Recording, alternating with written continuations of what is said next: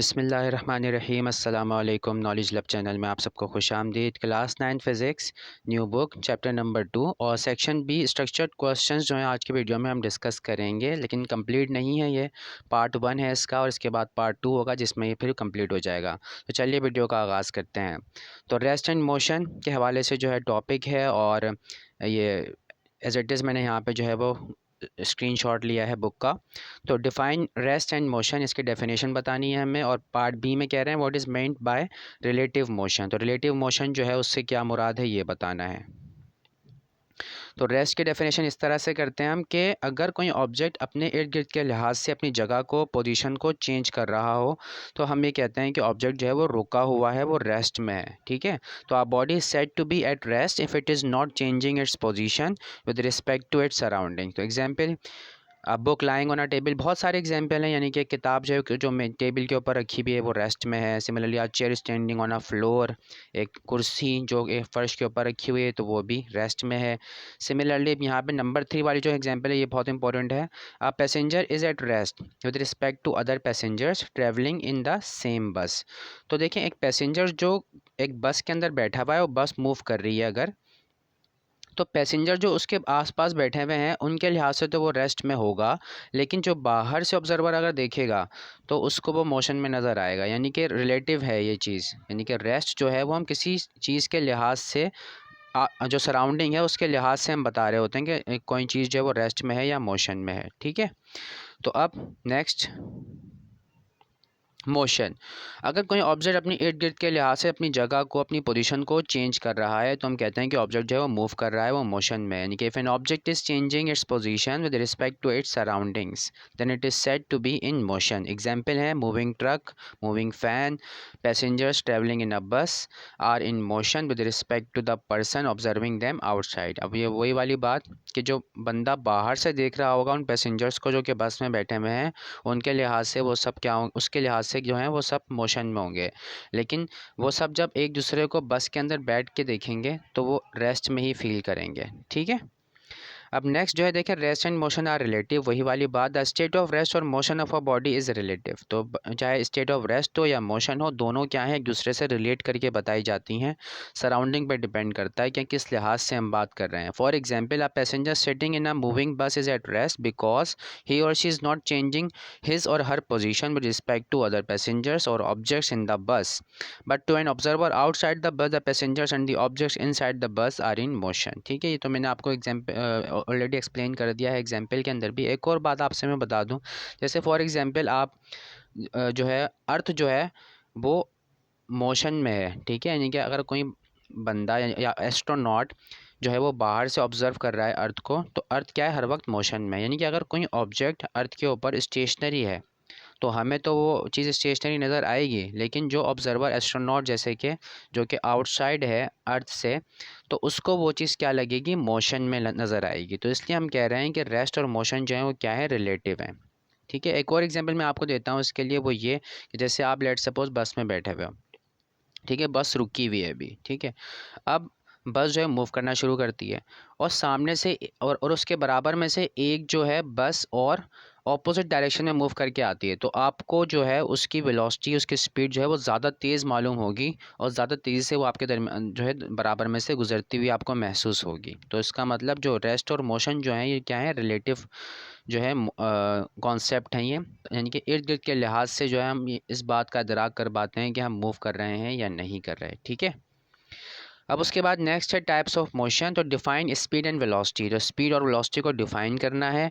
और part B में कह रहे हैं what is the difference between distance and displacement. तो डिस्टेंस एंड डिस्प्लेसमेंट पे मैंने सेपरेटली वीडियो अपलोड की थी जिसमें मैंने सिर्फ डिस्टेंस और डिस्प्लेसमेंट के जो डिफरेंसेस हैं वो डिस्कस किए थे, तो उनका लिंक मैं आपको डिस्क्रिप्शन में दे दूँगा, तो वहाँ से आप इसको देख लीजिएगा। जबकि स्पीड और वेलोसिटी जो है इसको मैं आपको डिटेल में यहाँ पर बता देता हूँ, मतलब डिफ़ाइन किस तरह से करना है ये यहाँ पे बता देता हूँ मैं। इससे पहले जो वीडियोस हैं इस चैप्टर की, उसमें काफ़ी डिटेल में मैंने इन चीज़ों के हवाले से बात की है। तो जब डेफिनेशन आप लिखेंगे तो किस तरह से लिखेंगे, देखें सबसे पहले तो हमने स्पीड के बारे में बता दिया कि स्पीड होती क्या है। The distance covered by an object in unit time is called speed. ठीक है, यानी कोई ऑब्जेक्ट जो है वो कितने टाइम में कितना डिस्टेंस कवर करता है, अगर हम दोनों का रेशो ले लें डिवाइड करके, जो भी हमारे पास रिजल्ट आता है डिस्टेंस डिवाइडेड बाय टाइम करके, तो ये हमारे पास क्या कहलाती है, स्पीड कहलाती है। अब उसके बाद फिर आप बताएंगे इसकी नेचर से क्या मुराद है, यानी कि ये जो क्वांटिटी है ये स्पीड ये स्केलर क्वांटिटी है या वेक्टर क्वांटिटी है। तो स्पीड जो है क्योंकि स्केलर है तो हमने यहाँ पे लिख दिया है speed is a scalar quantity. उसके बाद हम बताते हैं सिंबल। तो speed is denoted by v। उसके बाद देखिए SI यूनिट हमें बताना है, तो the SI unit of speed is metre per second. अब इसको रिप्रेजेंट करने के दो तरीके हैं, एक तो इस तरह से भी लिखते हैं हम m/s करके, और इस तरह से पावर की फॉर्म में भी लिखते हैं। तो स्टैंडर्ड जो फॉर्म है वो पावर वाली फॉर्म है, ये m और s की पावर -1 वाली फॉर्म जो है ये स्टैंडर्ड फॉर्म होती है। ठीक है, अब उसके बाद हम देखें डिफाइन करते हैं वेलोसिटी को। तो वेलोसिटी क्या होती है, rate of change of displacement is called velocity, यानी कि डिस्प्लेसमेंट में जो चेंज आ रहा है वक्त के साथ साथ। रेट का मतलब होता है कि हम किसी चीज़ का कंपैरिजन कर रहे हैं टाइम के साथ। बाय डिफ़ॉल्ट मीनिंग जो है रेट का वो टाइम होता है। बाकी अगर किसी और चीज़ के साथ कंपैरिजन कर रहे हैं तो उसका फिर हमें नाम लिखना पड़ता है, मेंशन करना पड़ता है। The rate of change of displacement is called velocity. ठीक है, तब बुक में जो डेफिनेशन है उन्होंने रेट का लफ्ज़ भी इस्तेमाल किया हुआ और साथ में उन्होंने विद रिस्पेक्ट टू टाइम भी लिखा हुआ है, तो तब भी आप ऐसे भी लिख सकते हैं, वो भी गलत नहीं है। ठीक है, यानी कि इसी चीज़ को मैं ऐसे भी बोल सकता हूँ, the rate of change of displacement with respect to time is called velocity. ठीक है, यानी कि अगर वैसे तो रेट का जो डिफ़ॉल्ट मीनिंग है वो टाइम होता ही है, तो क्या ज़रूरत है फिर लिखने की ये सारी बातें। तो बहरहाल अब उसके बाद नेचर क्या है इसकी, वेलोसिटी क्या है, वेक्टर क्वांटिटी है, क्योंकि डिस्प्लेसमेंट जो है वेक्टर क्वांटिटी है। तो जब वेक्टर को एक स्केलर से डिवाइड करते हैं जो कि हमारे केस में टाइम है, तो रिज़ल्ट क्या आता है, वेक्टर ही आता है। ठीक है, यानी कि जो डायरेक्शन डिस्प्लेसमेंट की वेक्टर की होगी वही डायरेक्शन जो है वेलोसिटी की भी होगी। तो velocity is a vector quantity. Symbol क्या होगा, velocity is denoted by small v, और स्मॉल v के ऊपर एक एरो लगाया जाएगा जो यहाँ के मैं जो है वो मेंशन नहीं कर पाया, ये रह गया है मुझसे। तो देखें यहाँ पे मैं जो है वो ड्रॉ कर देता हूँ इसको डिफरेंट कलर्स से ताकि ये आपको विजिबल हो सके। ठीक है, इस तरह से जो हम सिंबल के ऊपर एक एरो जो है वो बना देते हैं ताकि अब ये पता चल सके कि जो क्वांटिटी है वो वेक्टर क्वांटिटी है। अच्छा, दूसरी बात ये, जब हम न्यूमेरिकल्स कर रहे होंगे तो हम वहाँ पे वेलोसिटी स्पीड दोनों को जो है सेम सिंबल से रिप्रेजेंट करते हैं, वहाँ पे एरो यूज़ नहीं करते। रीज़न ये है कि हम जो है motion in one dimension study कर रहे होते हैं, मोशन इन स्ट्रेट लाइन। तो इसीलिए जो है वो स्पीड और जो वेलोसिटी है वो दोनों जो हैं वो सेम मैग्नीट्यूड रखती हैं। इसी वजह से जो है वहाँ पर हम दोनों को इंटरचेंजेबली यूज़ कर सकते हैं, और ये बात पिछली वीडियोस में भी मैंने काफ़ी डिटेल में भी डिस्कस की है। अच्छा, SI यूनिट जो है वेलोसिटी का क्या होता है जनाब, क्योंकि ये जो वेलोसिटी है इसका जो फार्मूला है बनेगा वो क्या बनेगा, डिस्प्लेसमेंट अपॉन टाइम बनेगा। तो डिस्प्लेसमेंट ऊपर होगी और टाइम नीचे होगा। तो डिस्प्लेसमेंट होती है इसका जो यूनिट है डिस्प्लेसमेंट का वो होता है मीटर, और टाइम का यूनिट होता है सेकंड। तो वेलोसिटी जो एक ड्राइव क्वांटिटी बनेगी हमारे पास, उसका यूनिट होगा मीटर पर सेकंड। ठीक है, मीटर पर सेकंड फार्मूला देख के हम जो है वो इजीली बता सकते हैं किसी ड्राइव क्वांटिटी का कि यूनिट क्या होगा। ठीक है, तो मीटर पर सेकंड जो है इसका SI यूनिट है, और लिखने के इसके दो तरीके हैं, m/s भी लिख सकते हैं और m(s) की पावर -1 की फॉर्म में भी लिख सकते हैं। जब डिनोमिनेटर में से कोई चीज़ ऊपर जाती है तो उसकी पावर जो है उसका साइन चेंज हो जाता है, तो s जब नीचे से ऊपर लेके जाएंगे तो उसकी पावर हो जाएगी -1। ठीक है, अब उसके बाद देखें इसका सी पार्ट है डिफ़ाइन एक्सेलरेशन, यानी कि एक्सेलरेशन को डिफ़ाइन करना है, तो इसको भी इसी तरह से डिफ़ाइन करेंगे हम मेथड। तो एक्सेलरेशन के बारे में पहले हम बता देते हैं कि the rate of change of velocity of N object is called acceleration. ठीक है, अब वेलोसिटी में जो चेंज आ रहा है with respect to time, obviously जब मैं रेट का लफ्ज़ इस्तेमाल कर रहा हूँ इसका मतलब टाइम के हवाले से ही बात कर रहा हूँ। ठीक है, तो the rate of change of velocity of N object is called acceleration, इसको हम कहते हैं एक्सेलरेशन। वेलोसिटी में चेंज आने को जो है वो एक्सेलरेशन कहते हैं। अब वेलोसिटी क्योंकि वेक्टर क्वांटिटी है तो इसमें चेंज जो है वो बाय मैग्नीट्यूड भी आ सकता है, यानी हो सकता है कि ऑब्जेक्ट की स्पीड जो है वो कम ज़्यादा हो रही हो। ये भी हो सकता है कि ऑब्जेक्ट की जो है सिर्फ डायरेक्शन बदल रही हो और स्पीड जो है वो ना बदल रही हो। और ये भी हो सकता है कि डायरेक्शन ना बदले, सिर्फ स्पीड बदले। और ऐसा भी हो सकता है कि दोनों चीज़ें चेंज हो रही हैं, यानी कि स्पीड भी कम ज़्यादा हो रही हो और डायरेक्शन भी कभी वो लेफ़्ट जाता हो कभी राइट जाता हो। तो इस तरह से एक्सेलरेशन जो है वो हर लिहाज से प्रोड्यूस होगी डिपेंडिंग अपॉन कि वेलोसिटी में चेंज आना चाहिए। ठीक है, वेलोसिटी में चेंज आएगा, भले वो बाय मैग्नीट्यूड आए या वो बाय डायरेक्शन आए, किसी भी तरह का चेंज आए एक्सेलरेशन लाजमी प्रोड्यूस होगी ऑब्जेक्ट में। Acceleration is a vector quantity, जो डायरेक्शन वेलोसिटी की होगी वही डायरेक्शन जो एक्सेलरेशन की भी होगी। और सिंबल इसका भी जनाब ए लिखेंगे हम, और इसके ऊपर लगाएंगे हम एक एरो का सिंबल। ठीक है, तो हम लगा देते हैं यहाँ पे जनाब एक एरो का सिंबल। इस तरह से। अब ये एरो का जो निशान है ये डायरेक्शन वगैरह को शो नहीं कर रहा है, ये सिर्फ ये शो कर रहा है कि ये जो है क्वांटिटी वेक्टर क्वांटिटी है, ठीक है। अच्छा, अगेन यहाँ पर जब हम न्यूमेरिकल्स वगैरह करेंगे या इक्वेशंस ऑफ मोशन की जो यहाँ पे डेरिवेशन हमने की है, तो वहाँ पे मैंने सिर्फ ए इस्तेमाल किया है। रीज़न वही है कि मोशन इन वन डायमेंशन हम कंसिडर कर रहे हैं। इस केस में जो है वो वेक्टर का मैग्नीट्यूड जो है वो वेरी नहीं करता, तो हम इंटरचेंजेबली जो है वो यूज़ कर सकते हैं सिम्बल्स को, और एरो जो है वो हटा सकते हैं।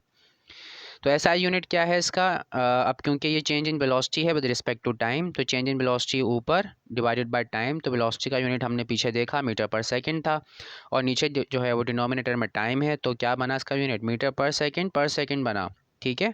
जब सिंप्लीफिकेशन आप कर देंगे तो सेकंड और सेकंड मिलके क्या बना देंगे? स्क्वायर बना देंगे, तो मीटर पर सेकंड स्क्वायर भी कहते हैं हम इसके यूनिट को। और इसको मेंशन करने के दो तरीके हैं लिखने के, तो m/s² करके भी लिख सकते हैं और m⁻⁻² भी लिख सकते हैं, but standard form is m⁻⁻² is the standard form for writing a unit. तो आप जो है वो बेहतर यही होगा कि इसको प्रेफरेंस दें, m⁻² वाला जो मेथड है इसको आप प्रेफरेंस दें यूनिट लिखने में, ठीक है। अब आगे चलते हैं जनाब।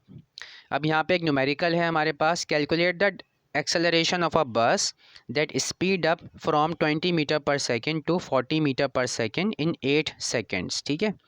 अब सबसे पहले तो देखें, जब भी आपको कोई न्यूमेरिकल प्रॉब्लम मिले, ठीक है, तो आपको यूनिट देखकर अंदाज़ा हो जाता है कि कौन सी क्वांटिटी आपको गिवन है, और बाज़ औक़ात आपको जो है वो हिडन डेटा भी जो है वो गिवन होता है, ठीक है। आगे आएगी एक प्रॉब्लम, उसमें देखेंगे हम।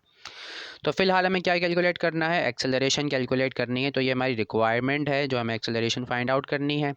और स्पीड हमें पता है ऑब्जेक्ट की, इनिशियल स्पीड है और ये फाइनल स्पीड है। दो तरह की स्पीड है, तो एक को हम इनिशियल कह देंगे और एक को हम कह देंगे फाइनल।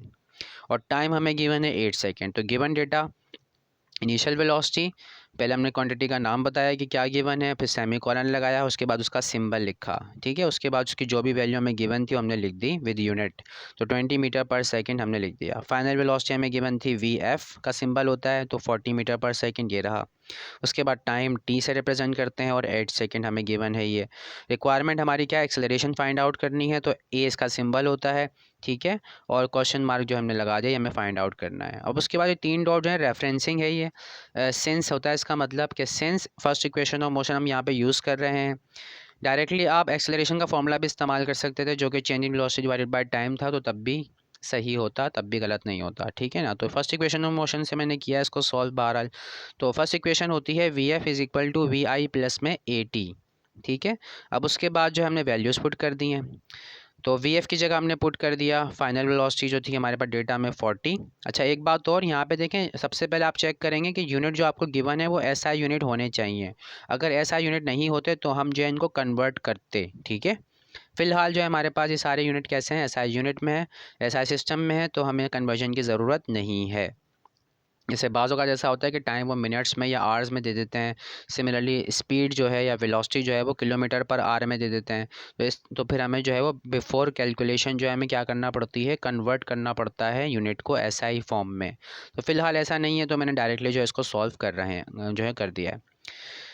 तो सिंस क्या आएगा? अच्छा, यहाँ पे देयरफॉर के सिंबल आने चाहिए थे, देयरफॉर, तो इस तरह से लगेंगे सिंबल, मैं लगा के दिखा देता हूँ आपको। देखें 3 डॉट्स लगेंगे इस तरह से, 2 नीचे 1 ऊपर, ठीक है।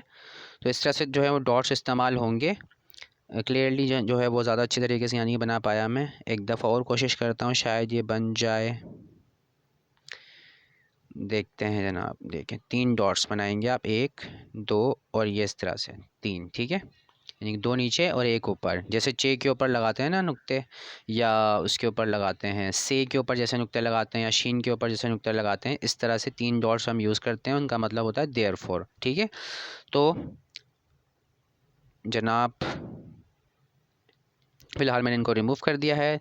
अब हम चलते हैं जनाब, देखें वैल्यूज़ हमने पुट करनी है। VF की जगह हमने लिखा 40 जो हमें डेटा में गिवन था, VI में हमें पता था 20 है, A हमें फाइंड आउट करना है, टाइम हमें पता है 8। अब इस 20 को हमें दूसरी तरफ लेकर जाना है क्योंकि ए हमें सेपरेट करना है, ए की वैल्यू फाइंड आउट करनी है। तो 40 माइनस 20 हो जाएगा। जब इक्वल टू के दूसरी जानिब हम वैल्यू को लेके जाते हैं, मूव कराते हैं, तो ऑपोजिट काम होता है। यहाँ पे ये एडिशन हो रही है इसकी, ये प्लस में है, जब दूसरी तरफ जाएगा तो ये माइनस में हो जाएगा, साइन चेंज हो जाएगा इसका। तो 40 minus 20 is equal to 8a हो गया। तो ये 8a से मल्टीप्लाई हो रहा था तो 8a हो गया। 40 माइनस 20 हो जाएगा 20। अब ये 8 जो है वो यहाँ पर मल्टीप्लाई हो रहा है, जब दूसरी तरफ जाएगा तो डिनोमिनेटर में चला जाएगा। तो डिवीजन परफॉर्म करेंगे हम तो 2.5 मीटर पर सेकेंड स्क्वायर इसका आंसर आएगा। एक्सेलरेशन का यूनिट लाजमी मेंशन करेंगे आप, यूनिट मत छोड़िएगा। तो यूनिट आपको याद होना चाहिए, जो भी क्वांटिटी होगी उसका यूनिट हम यहाँ पे लाजमी लिखते हैं फाइनल आंसर में। तो मीटर पर सेकेंड स्क्वायर इसका यूनिट है, ऐसा यूनिट वही हमने यहाँ पे लिखा है। तो यही इसका फाइनल आंसर है। अब उसके बाद देखें स्केलर्स और वेक्टर का टॉपिक है, और इसमें ए दिया हुआ है हमें define scalar and vector quantities. तो इस पर भी काफ़ी डिटेल में मैंने जो है वो डिफरेंसेस एक वीडियो बनाई है, तो वहाँ से आप इसकी डेफिनेशन जो है और जो भी इंपॉर्टेंट पॉइंट्स हैं वो सब वहाँ से देख सकते हैं। डिस्क्रिप्शन में मैं आपको इनका लिंक प्रोवाइड कर दूँगा। उसके बाद पार्ट भी है हाउ अ वेक्टर या how vector quantities are represented graphically. तो इसको हम डिस्कस कर लेते हैं। बुक में दिया हुआ है, बुक से मैंने यहाँ पे लिया है, देखें पूरा paragraph representation of a vector. तो वेक्टर को हम एक लाइंस एक एरो से जो है रिप्रेजेंट कर सकते हैं, और इस एरो की जो लेंथ है, ये लेंथ जो है एरो की, ये इसका मैग्नीट्यूड जो है वो शो कर रही होती है। और ये जो एरो का हेड है ये जो है क्या बता रहा होता है, हमें डायरेक्शन बता रहा होता है। ठीक है, तो सबसे पहले तो हमें रेफरेंस जो है वो ड्रॉ करना पड़ता है। अब यहाँ पे जैसे कि एग्जांपल के तौर पे हमने लिया है क्या, रिप्रेजेंट्स, ये फिगर ली थी हमने। फिगर जो है यहाँ से मैंने कटिंग कर दी है कि जब आप इस चीज़ को एक्सप्लेन करेंगे तो फिगर जो है उसका जिक्र नहीं करेंगे, तो मैंने कट कर दिया है। या एस शॉन इन फिगर लिख सकते हैं, उसका नंबर वंबर मत लिखिएगा फिगर का। ठीक है, तो for example represents, figure represents velocity of a car. Travelling की स्पेलिंग यहाँ पे गलत है, आप सही लिखिएगा। तो travelling eight 50 metre per second in the direction of 30 degree north of east. तो सबसे पहले हमने बनाया डायरेक्शन मैप। तो ये है डायरेक्शन मैप, ताकि हम डायरेक्शंस को जो है वो मेंशन कर सकें। ये स्टैंडर्ड फॉर्म है किसी जो है डायरेक्शन मैप को ड्रॉ करने के। राइट हैंड साइड पे ईस्ट आता है, लेफ्ट हैंड साइड पे वेस्ट आता है, अप साइड पर नॉर्थ और डाउन साइड पर साउथ आता है। ठीक है, अच्छा, जब किसी वेक्टर को अगर हम जो प्रॉपर डायग्राम होती है इसकी हेड टू टेल रूल वाली या इस तरह की, तो तब हम क्या करते हैं, स्केलिंग वगैरह करके बाकायदा प्रॉपर मेजरमेंट करके ड्रॉ करते हैं। ठीक है, या अगर कोई हमें ऐसी न्यूमेरिकली कोई क्वेश्चन को सॉल्व करना है तो तब हम ऐसे रफली जो है डायग्राम एक ड्रॉ कर लेते हैं। ठीक है ना, तो अगर स्केलिंग हमें करना पड़ेगी तो किस तरह से करेंगे। अब देखिए हमारे पास जो वैल्यू ये है 50 मीटर पर सेकेंड, और हम जो ड्रॉ करते हैं कोई भी फिगर, वो आप स्केल के ज़रिए से करेंगे जिस पे सेंटीमीटर में जो है वो डिविजन्स मौजूद होती हैं। ठीक है, तो आपको क्या करना पड़ेगा, इस वैल्यू को 50 मीटर पर सेकेंड को कन्वर्ट करना पड़ेगा एक ईज़िली स्केलेबल फॉर्मेट में, ताकि आप जो है उसको ड्रॉ कर सको। ठीक है ना, तो 5 मीटर पर सेकंड मैंने ले लिया है 1 सेंटीमीटर के इक्वल, यानी कि जो मेरे पास स्केल होगा उसमें जो 1 सेंटीमीटर है मैंने जो है उसको मान लिया कि वो 5 मीटर पर सेकंड स्पीड को जो है वो रिप्रेजेंट कर रहा है। तो अब हमारे पास जो वैल्यू है वो कितनी है, 50 है। तो इसका मतलब मुझे जो है वो किससे मल्टीप्लाई करना पड़ेगा, 10 से मल्टीप्लाई करना पड़ेगा बोथ साइड्स पर। तो इसलिए जो है मैंने दोनों साइड पर 10 से मल्टीप्लाई कर दिया। तो 5 10 ये 50 हो गया है, और ये 10 1 10 हो गया। यानी कि जब 10 सेंटीमीटर की लाइन में ड्रॉ करूँगा तो वो मेरे पास जो है 50 मीटर पर सेकेंड स्पीड को जो है वो शो कर रही होगी। ठीक है, और एंगल को जनाब हम जो है वो प्रोटेक्टर से बना सकते हैं, ड्रॉ कर सकते हैं, जो भी हमारे पास रेफरेंस है उसके साथ। ठीक है, उसके बाद नेक्स्ट है इक्वेशंस ऑफ मोशन, और यहाँ पे न्यूमेरिकल्स हैं ये दो पार्ट। न्यूमेरिकल ए है जनाब, a bus is moving on a road. एक बस है जो कि एक रोड पर मूव कर रही है विद 15 मीटर पर सेकेंड। तो मीटर पर सेकेंड किसका यूनिट होता है जनाब, स्पीड का या वेलोसिटी का। तो ये वेलोसिटी हमें गिवन है, कौन सी वेलोसिटी है, ये इनिशियल वेलोसिटी है। And it accelerates at 5 metre per second square, और ये हमारे पास आ गई है एक्सेलरेशन। ठीक है, मीटर पर सेकेंड स्क्वायर, और लिखा हुआ भी उसने accelerate. Find the final velocity, final velocity यानी वी एफ हमें फाइंड आउट करनी है ऑफ बस आफ्टर 6 सेकेंड्स। ठीक है, 6 सेकेंड गुजरने के बाद जो है उसकी वेलोसिटी कितनी होगी हमें फाइंड आउट करना है। टाइम हमें पता है, एक्सेलरेशन हमें पता है, और इनिशियल वेलोसिटी हमें पता है। तो जनाब हम इसका डेटा बना लेते हैं। तो इनिशियल वेलोसिटी हमने बता दी, एक्सेलरेशन बता दी, टाइम बता दिया। तो कौन सा फार्मूला हमें यूज़ करना चाहिए, तो हम यूज़ करेंगे फर्स्ट इक्वेशन ऑफ मोशन, क्योंकि जो हमारे पास रिक्वायरमेंट है वो ईज़िली इससे पूरी हो सकती है। ठीक है।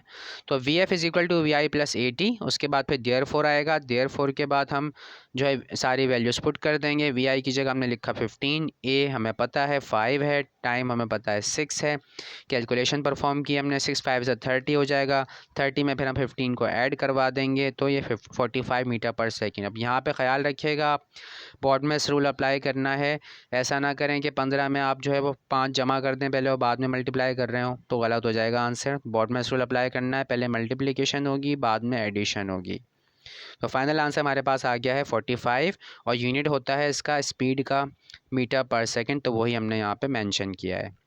नेक्स्ट हमारे पास पार्ट बी है, न्यूमेरिकल बी है। A car starts moving from rest.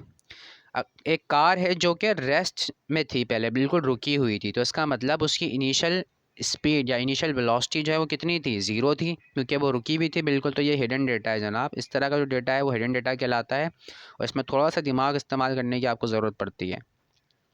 तो इनिशियल वेलोसिटी हमें पता है यानी कि वो ज़ीरो है। तो with an acceleration of 5 metre per second, square होना चाहिए था, ये जो मिस प्रिंटिंग है बुक में, तो ये बुक से ही लिया हुआ है मैंने। तो metre per second square, acceleration उसने बताया हुआ भी है, तो ये एक्सेलरेशन हमें पता है।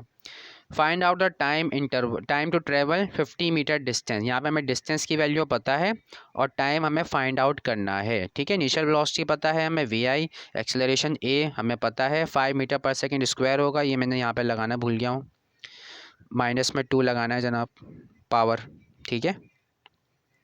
मीटर पर सेकेंड स्क्वायर जो है इसका यूनिट होता है, ठीक है। तो ये कोशिश करता हूँ मैं कि थोड़ा सही से बन जाए, ठीक है।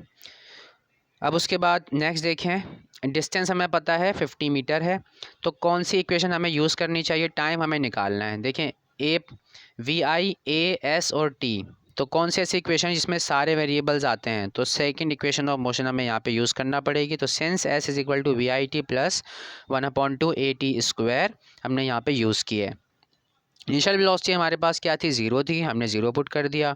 टाइम हमें नहीं मालूम, हमें फाइंड आउट करना है, तो हमने एज इट इज़ टी की वैल्यू पुट कर दी। 1/2 लिखा हुआ था, लिखा हुआ है। एक्सेलरेशन हमें मालूम है 5 टी स्क्वायर, हमें फाइंड आउट करना है। तो सिम्प्लीफिकेशन की, ज़ीरो टी सा क्या हो जाएगा, ज़ीरो हो जाएगा। अब ये 5 1 ज़ा 5 हो जाएगा, T square as it is आ जाएगा ऊपर, 2 नीचे लिखा हुआ था, लिखा हुआ है। अब नेक्स्ट स्टेप में क्या होगा, 2 यहाँ पे क्योंकि डिनोमिनेटर में है, जब दूसरी तरफ जाएगा तो क्या होगा, मल्टीप्लाई हो जाएगा। तो 50 से मल्टीप्लाई कर दिया हमने इसको, 5 टी स्क्वायर यहाँ पे एज इट इज़ मौजूद है अभी, तो 52 ज़ा 100 हो जाएगा मल्टीप्लाई करने के बाद। फिर ये 5 यहाँ पे डिनोमिनेटर में आ जाएगा दूसरी तरफ, इसको मैंने रिवर्स करके लिख दिया है। तो अब डिवीज़न परफॉर्म की तो 20 आया। अब स्क्वायर हमें ख़त्म करना है तो स्क्वायर रूट लेना पड़ेगा दोनों तरफ, तो स्क्वायर रूट हमने ले लिया, तो स्क्वायर से स्क्वायर रूट कैंसिल आउट हो जाएगा। √20 का जब आप स्क्वायर रूट लेंगे तो आपके पास आएगा रिजल्ट 4.472। अब आपके जहन में सवाल आ रहा होगा कि जब स्क्वायर रूट लेते हैं तो दो वैल्यूज़ आती हैं, एक पॉजिटिव और एक नेगेटिव। तो आपको पता है जनाब कि टाइम कभी भी नेगेटिव नहीं हो सकता, ठीक है, टाइम कभी भी नेगेटिव नहीं हो सकता, तो इसलिए जो है हम पॉजिटिव वैल्यू ही कंसिडर करेंगे, नेगेटिव वैल्यू जो है वो डिस्कार्ड कर देंगे। क्लियर है। अब टाइम का यूनिट क्योंकि वो सेकंड होता है और सारी जो हमने कैलकुलेशन की है वो एसआई यूनिट में ही की है, तो इसलिए जो है वो यूनिट फाइनल आंसर जो है वो सेकंड में ही आएगा, ठीक। तो आज की वीडियो में जनाब इतना ही। पार्ट 2 में जनाब मोशन ड्यू टू ग्रेविटी जो है उससे रिलेटेड जो न्यूमेरिकल्स हैं और क्वेश्चन हैं वो हम डिस्कस करेंगे। तो आज की वीडियो में इतना ही। Thank you so much. अल्लाह हाफिज़।